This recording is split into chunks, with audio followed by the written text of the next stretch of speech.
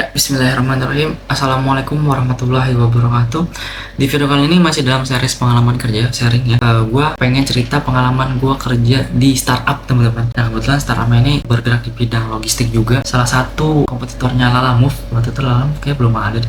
Salah satu kompetitor GoBox yang jasa-jasa angkut gitulah ya, sebelum adanya Lalamove. Salah satu brand yang ngasih tarif lumayan mahal, tapi dengan quality garanti yang lumayan bagus juga. Gimana sih pengalaman kerja di startup? Gue itu masuk sebagai HR satu-satunya waktu itu ya, karena perusahaan startup namanya baru ya, jadi karyawan seadanya tapi diberdayakan semaksimal mungkin. Waktu itu gue jadi HR dan gue nggak tahu bahwa gue harus ngurus semuanya gitu, jadi gue cukup kaget. Kayak bayangan gue adalah menjadi staff rekrutmen kayak di pekerjaan sebelumnya di outsource ya, karena rekrutmen doang ya oke lah gitu ya, masih bisa lah. Ternyata gue masuk dan pada saat itu interviewnya juga cepet karena emang dibutuhin cepet. Interview bla gaji UMR, terus ada jam masuk, ya udah langsung masuk. Di hari pertama gue langsung nyiapin semuanya ya, kayak posisi yang dibutuhkan apa, requirement spesifikasinya apa, terus juga bikin bannernya, logonya nyebar, terus bikin di platform job yang ada gitu. Nah, permasalahannya gue bukan cuma ngurus rekrutmen, tapi ngurus satu kantor. Diminta untuk bikin blueprint bagaimana kantor itu harusnya berjalan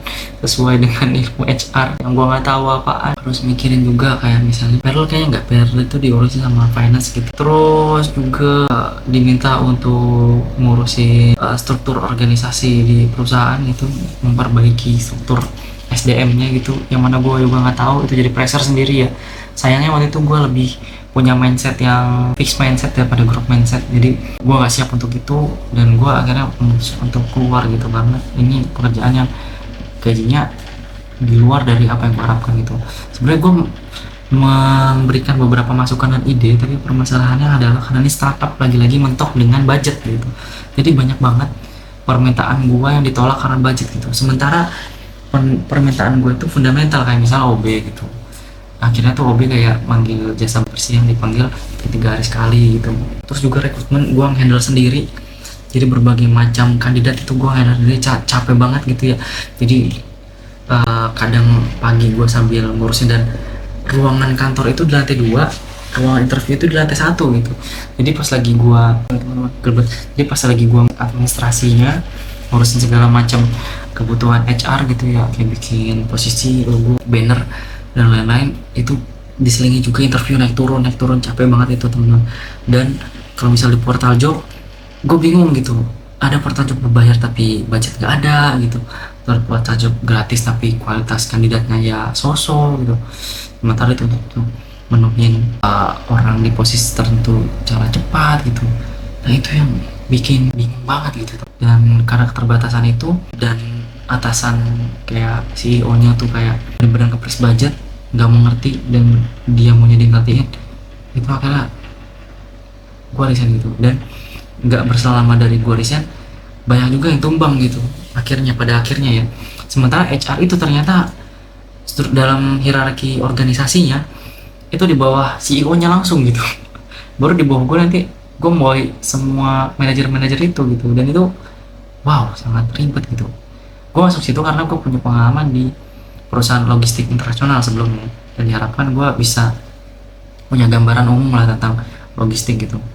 Dan dari situ gitu HR gue, waktu itu juga ada manajer yang konsultasi gue ke gue gitu ya. Gue tenang aja sih konsultasi karyawan ya, kayak misalnya nih karyawan ini kayak nggak menurut gitu, tapi nggak mau ngerti gimana ya harusnya gitu. Akhirnya gue tuh coba yang kasih pengertian gitu. Terus ada juga karyawan di situ sebagai HR ya, ternyata ada permasalahan karyawan lama dengan permasalahan karyawan bawaan gitu.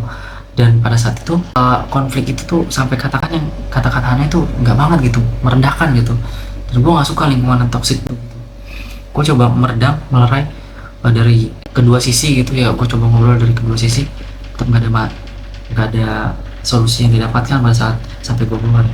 Dan alasan gue keluar juga karena selain banyak permintaan gue yang nggak dijabah, yang nggak dikabulkan, terus gaji ternyata di bawah dari pekerjaan gue, terus lokasinya jauh banget gitu, dan lokasi itu lokasi macet. Nggak, pas gue akumulasinya ternyata ini nggak worth it, akhirnya gue resign dari pekerjaan lain gitu.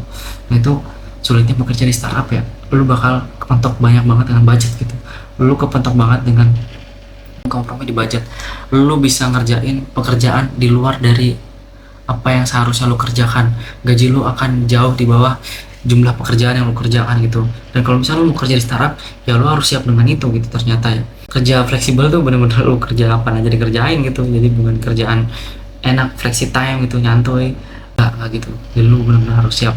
Jadi kalau misalnya lu mau kerja di startup dan rawan bangkrut ya teman-teman, kalau misalnya kerja di startup tuh rawan bangkrut ya, lu nggak tahu pendanaannya tuh gimana gitu prosesnya, bakar duitnya untuk promosi itu gimana gitu juga lu nggak tahu. Jadi lu harus siap untuk kemungkinan terburuk yang benar PHK gitu. Atau enaknya enaknya tuh kayak teman-temannya tuh semua masih muda-muda semua, relate semua juga, mungkin manajer-manajer atau atasannya aja ya yang boomers gitu, yang mereka mencoba masuk di kalangan milenial atau gitu tapi tetap nggak masuk gitu, tetap aneh gitu.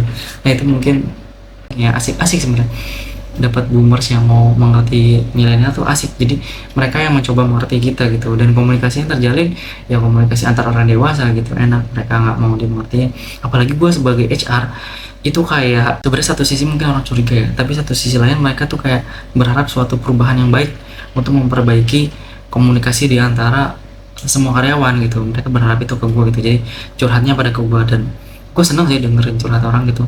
Dan gue juga seneng mencari solusi dari permasalahan-permasalahan mereka gitu. Kayak misalnya ini kok kandidat kok begini gitu ya, kayak misalnya gue dapat kandidat, gue naik loh tapi kok usernya kurang sopan gitu mas, tapi yang ini jangan deh gitu. Nah kebetulan gue ngerasa gue punya intuisi yang kuat untuk melihat orang gitu, untuk melihat orang cocok di posisi tertentu atau enggak gitu. Jadi ya kayak misalnya user tuh ngomong mas ini saya nggak serem orang, iya sih bu gitu, kita cari yang lain aja gitu. Terus mas ini karyawan saya kenapa nggak mau ini ya, mau ngerjain doang gitu, dan takutnya bohong gitu.